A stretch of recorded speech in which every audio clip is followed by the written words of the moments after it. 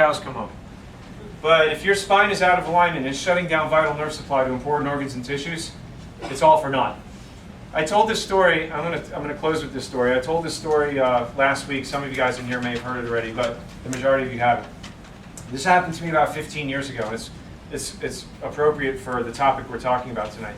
A lady walked in off the street and she said, "Dr. Yachter, my back is killing me. Suzanne from the hair salon next door said you could help me. Please help me." Now, she was bent over like this, and I couldn't even see her face. I said, "Come on with me, Georgia," and I took her in the back, and I got an x-ray on her. And clear as day, I could see in the middle of her x-ray, her spine was wrenched out of place right in her mid-back. So I said, "Georgia, come with me, come lay down." I took her on the table, and very, very gently just started shifting the bones back in place. And she got up off the table, and immediately she went from stooped to standing straight up. And I'm like, whoa, that's looking pretty good. But when she stood up, I noticed that she was diabetic. She had an insulin pump. And I'm looking through her chart. She'd been diabetic 40 years, yada, yada. I didn't think too much about it. Now, she said to me, she's like, "Is that it?" I said, "Yeah." So she said, "Okay, see you later." I said, "Well, just come back tomorrow. Let me just check up on you and make sure you're doing okay." So she leaves, and about an hour later, somebody comes running in off the street, screaming at the top of their lungs, "Call an ambulance. One of your patients has passed out in her car." What? My patient? So I ran out there, and sure enough, she's in her car, slumped over the steering wheel. And her transmission was in reverse, her foot was on the brake, and she was passed out. I'm like, oh my gosh. Put the thing in park, and I ran back inside. I called the ambulance, and then immediately it came to me, wait a second, she's diabetic. I bet this is her blood sugar. So I went and I got some juice, and I came out and I started wetting her lips with it, and sugar started bringing her back. And then the ambulance pulled up, and that was it. They just took her away. And I'm walking back into the office, and the first thing that I think is, what? Doesn't look too good. Your patient leaving in an ambulance from your office. I wonder how that's going to translate for more business. And in fact, I'll be lucky if I don't hear from her attorney. So, you know, the devil really got the best of me that night. I didn't sleep. I came in the next morning, and I was trying to look through her x-rays and figure out what happened. And, you know, before I know it, the day started. People were coming in and getting adjusted, and I was really busy that day. And I remember she walked through the front door. Like that next day, she walked through the front door. And she just stood there with her arms crossed. She was eyeballing me pretty good, and I was starting to sweat because I didn't think it was going to go too well. And the patients all got adjusted, and then it's just me and her. She walks right up to me, and I didn't know what she was going to do. Before I know it, she throws her arms around me and says, "Dr. Yachter, I haven't felt this good and slept this good in 40 years. Do you think you can do what you did to me yesterday?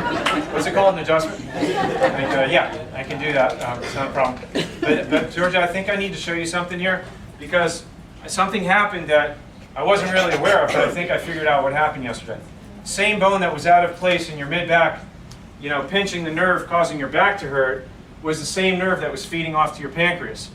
And this thing had been choked off for so long, it was shutting down your pancreas, and for the first time I opened up that nerve channel feeding out to the pancreas the energy it needed to start functioning and producing insulin and doing what it needs to do. So, you know, your insulin pump was still on, but now your pancreas started making insulin. So what happened? You got too much. And I said, "I think that's really what happened." She said, "Okay, sounds good. Can you take care of me?" So, so I kept adjusting her.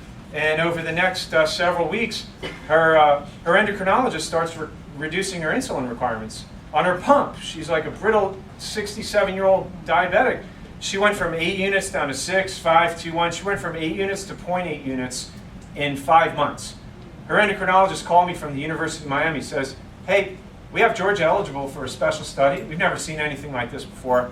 Would you mind helping us with this, you know, clinical study that we're doing and sharing with us what you're doing?" I'm like, "Sure." So we went about doing that, and it was dramatic, you know. But the thing that I learned from that was, unfortunately for her, she had to wait 40 years to get the cause of her diabetes fixed. You know why? Because when she went off a snowy embankment in Canada 40 years earlier, that's what caused this. Her car hit a tree. She had back pain. She went to the doctor. And what they do? They gave her muscle relaxers, they gave her painkillers, and it took away the pain, but the bone stayed jamming on the nerve. And slowly but surely, her pancreas started shutting down. And unbeknownst to her, she kept going, getting treatment for the effect, and she just went to pills, and then to the injectables, and then finally on the pump, until somebody referred her in. And by accident, some chiropractor opened up the nerve channel to allow her body to heal the way it was created to go. So how long is somebody supposed to wait to be functioning the way that God created them to work in the first place? Isn't it your birthright to be at 100%? Raise your hand if you want to be at 100% of your God-given potential. Do you think that is probably a good idea to have your spine checked from time to time? You know, being that your nervous system controls everything, what good is good nutrition and exercise if the nerves that are feeding your heart, your lungs, and your stomach shutting down? These nerves carry life to those organs. If you have pressure on that nerve, you don't necessarily feel it, but yet it's shutting down the majority of function to those organs. And so medication can't fix that, but an adjustment can. Does that mean an adjustment's a cure? No, it's not.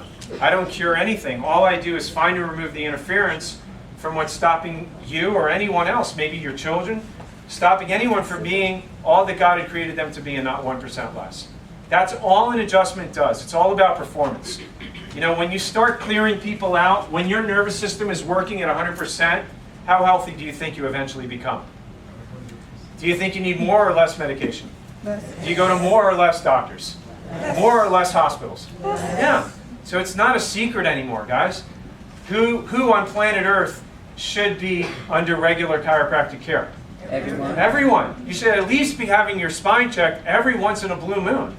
You know, so for those of you guys who are guests, if you have any kind of symptoms and you're not having your spine checked, you haven't looked for the root cause source of where this may be coming from.